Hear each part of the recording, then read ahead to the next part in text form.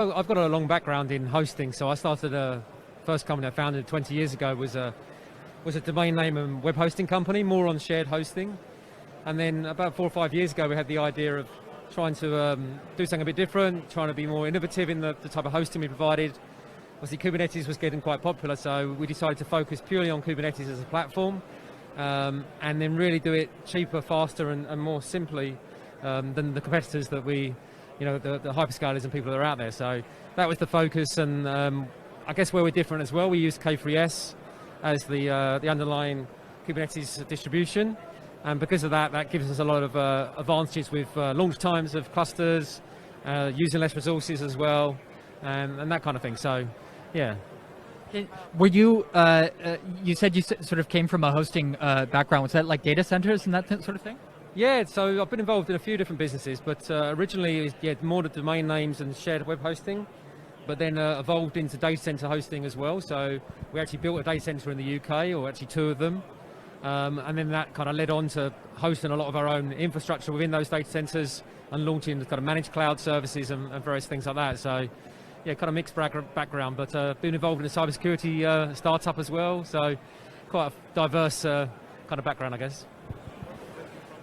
Well, okay, so I will actually, because I'm also really interested in the sort of modular servers that I think you're still using. Last I checked, it was Vercel that was providing some sort of open server hardware for the data centers that you guys are using. But maybe we can touch back on that a little bit later. I wanted to talk about sort of the Halo product of Civo, which is these managed K3S clusters. Just to give a little bit of, a personal anecdote. So the developer relations team here at Garden, we actually use Civo K3S clusters for demos, and other. I mean, I have not tried to scale these clusters to a great effect, but I am really interested to seeing how far we can push them and even if they can serve as production workload replacements. But I actually got your Civo clusters, K3S clusters, up with Crossplane, which you provide a provider for, actually. Yeah, that's right. Yeah, I mean, we've definitely, when we started, we were in beta for 2 years. We had a lot of developer advocates and people users, about 5,000 testers. Last year we launched into early access phase, and then in October we launched into GA, and we've been scaling out since then.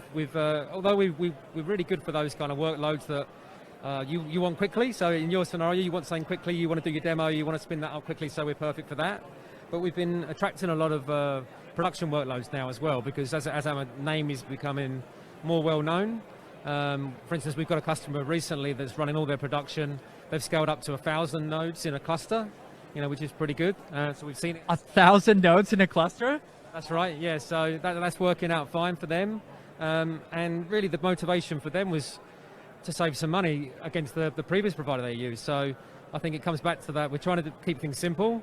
We're trying to save some people money, and we're trying to be faster and more agile in the times, the launch times of clusters and stuff like that. So it's working out well so far. Still obviously building our name and our brand, but it's starting to get better and better, yeah. Have you noticed any scaling challenges with to accommodate 1,000 nodes, or is it just plug and play? No, we've definitely had to work at it, and it's normally things like storage and to a certain extent networking and making sure that we can scale. But we tend to put things into beta first with some friendly customers. We've got our ambassadors, and we do a lot of testing, and then we have some friendly customers as well that we might try things with. So we're definitely not going to put it out there in the wild till it's ready. And I'm not saying we've got lots of people running at that scale, but we've definitely proven it's for one particular customer's running at that scale, which is great. Wow, yeah. Can you speak a little bit about this is something that I have noticed that Civo has put more and more resources into, but is it called Civo Academy? Yeah, that's right. Yeah, Siam, one of our main evangelists, he kind of spearheaded that initiative, and yeah, we created 60 videos covering the basics and some more advanced stuff as well. And yeah, it's free content that's available on the Civo website, and just trying to give a bit back, and help people out in that regard. So yeah, it's definitely worked out well for us in terms of just spreading the name as well. So it's, it works helping people, but also just helping the Civo brand. Gets the word out. Yeah. I mean, I think it's so good that because a lot of people trying out Civo, they might be trying out Civo for the first time in sort of a hobbyist context, and maybe it's their first time even playing with Kubernetes, and Civo just makes it so easy. Whether you use the Civo CLI to launch a cluster, or whether you use the Crossplane provider, as I'm doing, or whether you use the Terraform provider, you can get these clusters up in a couple minutes. Yeah, and we've got a little initiative called KubeQuest as well. I don't know if you personally use KubeQuest, but I haven't tried it yet. Yeah, so it's a kind of gamified experience that when you first start out, you go into the dashboard, you select KubeQuest, and there's 5 challenges. So, the basic first one is like launch a cluster. Second one is use the CLI. Third one is install an application, and so on and that. And at the end, it's like launch your own application. So it's a bit of fun. You can learn as you go as well. So that's just trying to attract some hobbyist developers as well that are trying to learn for the first time. That links in well with the Academy. And then I guess we hope that people like what they see, and they might, when they get a job or take it to the company they work, or if they're a student, the kind of first job, that they might take it into the company they're working for, and who knows, that they might adopt it in the future or that kind of stuff. So trying to give back to grassroots as well. So you mentioned in KubeQuest, you actually will launch an application to the cluster. That's something that I thought was so cool when I used the Civo, both the UI and the Crossplane provider. They both support basically launching applications into the cluster as they're being spawned, or as they're spinning up. So you can get, for example, monitoring. You can get some security, an analysis on how your cluster is structured, and that will give you warnings. You've really built out a portfolio of applications. Yeah, I think there's about 80 plus applications now on the marketplace, and yeah, it's again coming back to that simplicity that not everyone is super advanced user of Kubernetes and knows how to install these things themselves, or has the time to do that. So trying to have the best of both worlds of having a marketplace that's there if you need it and you can install these. But obviously, if people want to install them themselves, they can do that as well. So it's just trying to be flexible and reduce that level of complexity that I'm sure we've all seen with other providers sometimes. Yeah, I mean, many of the big clouds, it's you have to know. I almost feel like to get involved with some of the big clouds as an independent person, or if you have a really small startup team. I mean, you almost need knowledge of the entire networking stack that the internet is built on. Never mind how best to provision users, how to make sure that your VPC is secure. It's really a lot to take in. So I mean, I think a starting developer who's just getting into Kubernetes really can benefit from a cloud provider like Civo. Yeah, that's certainly our kind of sweet spot, is either someone, like you said, getting started, or a small to medium company that doesn't have a large team of people with all that knowledge to manage so many different products that are quite inherently difficult to use in some regards. So I think it comes back to that simplicity again, and we're not saying we're perfect for everyone, because there's certain things some of the hyperscalers do that we don't do, but there's also lots of things that we do very well that actually, for a large proportion of companies, is absolutely fine and has exactly what they need. So it's I think it's a multi-cloud world now. It doesn't say you have to use one provider, and we have customers that use the hyperscalers and use us as well. So this comes down to the workload and the use case, I guess. Are there any upcoming features that you might want to let the audience know, or any sort of new things coming that we might be able to expect from Civo? Yeah, there's a few things in the works at the moment. We were hoping to get something here actually for KubeCon, but it just wasn't quite ready. But we're going to have an announcement in the next few weeks around a platform as a service product that we're going to be launching. That'll probably go into a beta release first, so it won't be immediately available as general availability.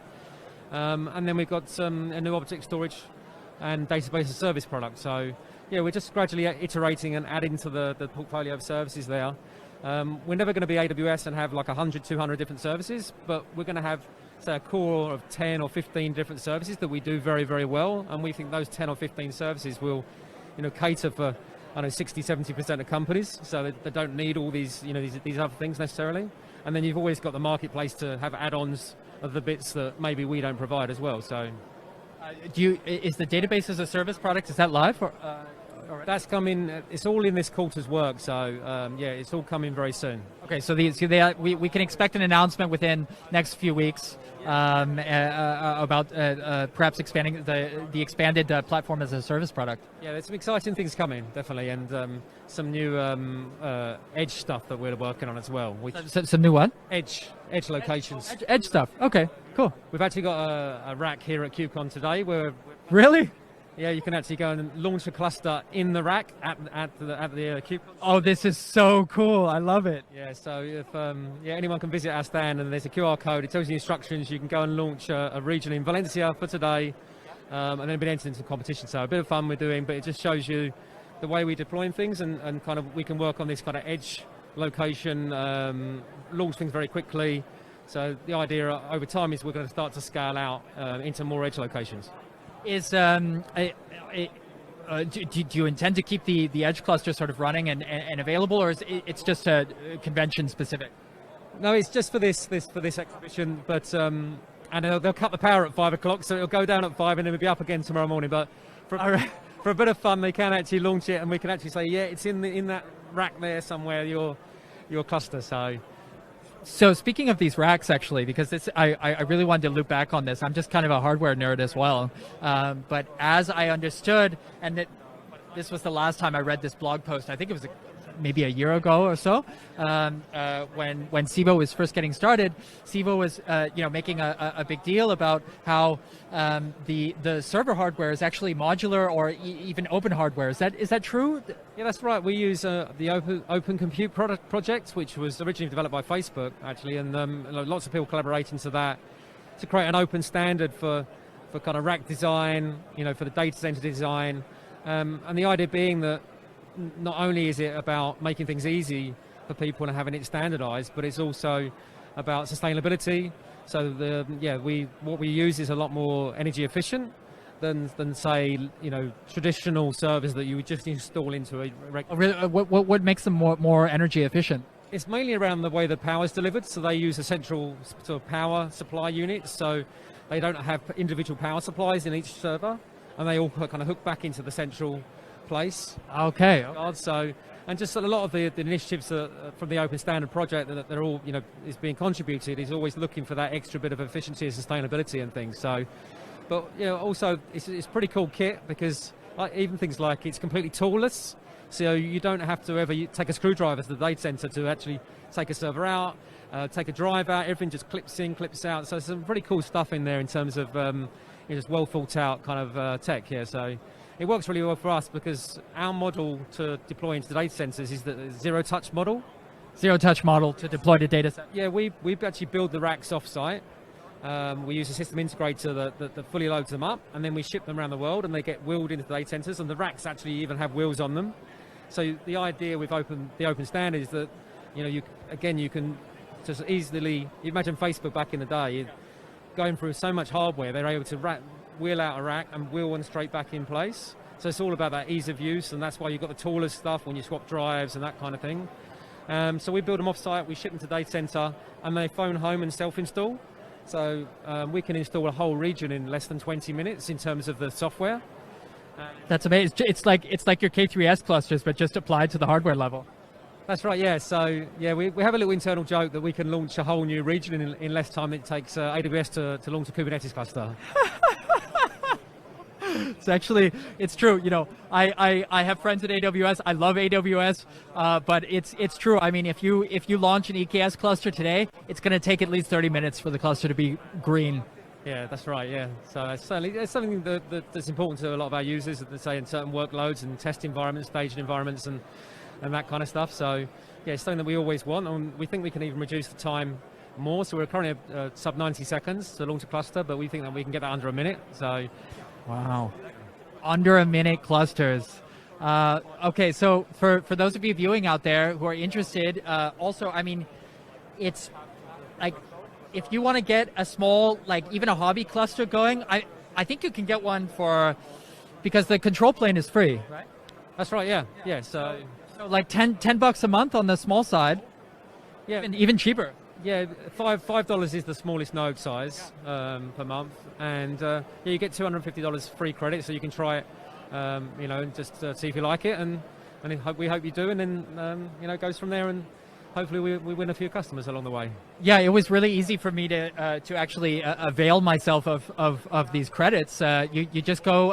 What's the full URL if people want to get started? Yeah, it's civo.com, which is civo.com, and yeah, just go to the homepage and register, and off you go.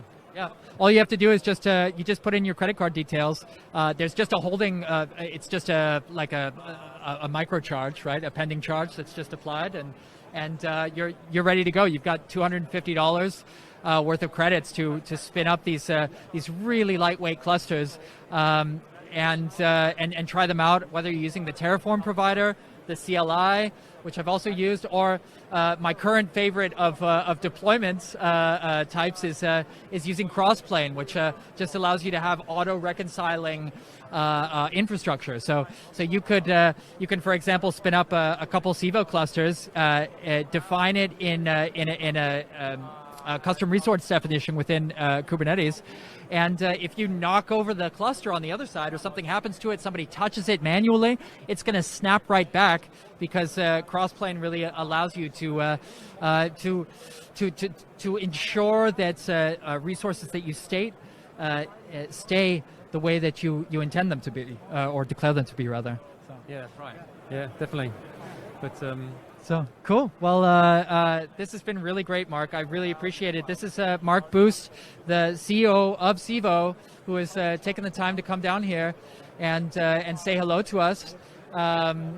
I hope everyone's really enjoyed the interview. And of course, if you have any questions, put them in the chat box, and we'll get back to you. We won't be able to keep Mark here, but just give us a shout. Up and coming. Thank you so much, Mark. Thank you. Yeah.